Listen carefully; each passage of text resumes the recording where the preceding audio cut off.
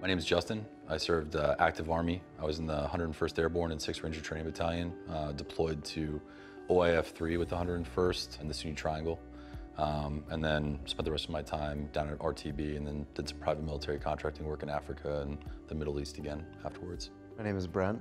I joined the Army in '04, stayed until 2012. Was in the 101st, that's where I met this guy. And after that, went to 11th Cavalry out in California and the 2nd Cavalry in Germany. Deployed to Iraq and Afghanistan. When you're in the military, you're spending most of your time either in the field, on deployment, coming back from deployment, whatever. You're always so busy. It's super easy to kind of keep your problems on the back burner, so to speak. Yeah.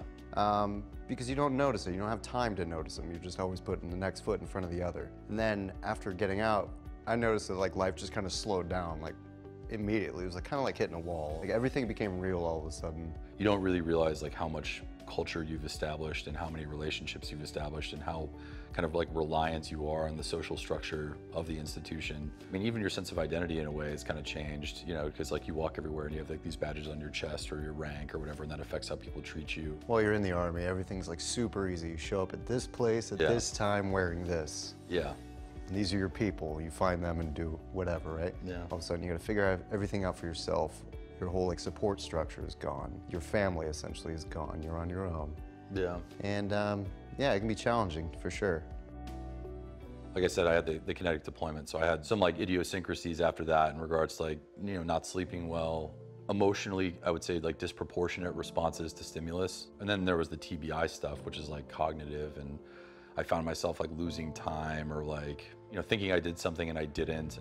And then, yeah, ultimately it led to a divorce. And at that point, with all the stress from the business, in running my own company, and that personal life stress, it just kind of reached a boiling point.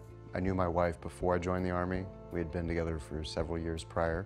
And then, yeah, after, deployment or two, then she started saying things like, I don't even know you anymore. You're not the same person I married, that kind of thing. And in her defense, I wasn't. Yeah. My wife at the time gave birth to our son 3 months before I got out. So between having a new baby, getting out of the Army and all those stressors, my dad was diagnosed with brain cancer at the same time. It was just, everything just kind of boiled up at the same time, followed by a divorce and just the kind of snowball effect of stress and life. Not getting help became unsustainable. Owning a business, you're dealing with customers and sometimes they get upset. And I remember one of them got really aggressive with me. And it messed up my capacity to function for the rest of the day. And there was just a thing that snapped. And I drove to the VA and I was like, I need help. This is an emergency type situation, They kind of jumped through a whole bunch of hoops for me. And I ended up, getting my polytrauma case manager that day. And then I ended up meeting my doc soon after that. And then it just that was how the process began.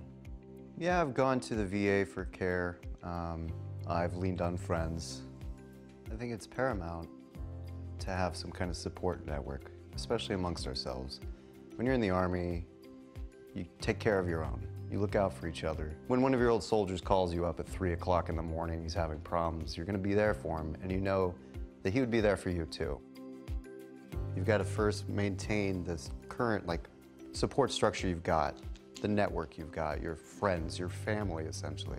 And secondly, you've got to get out there in the community and make new friends, make new relationships. Everyone kind of builds whatever works for them.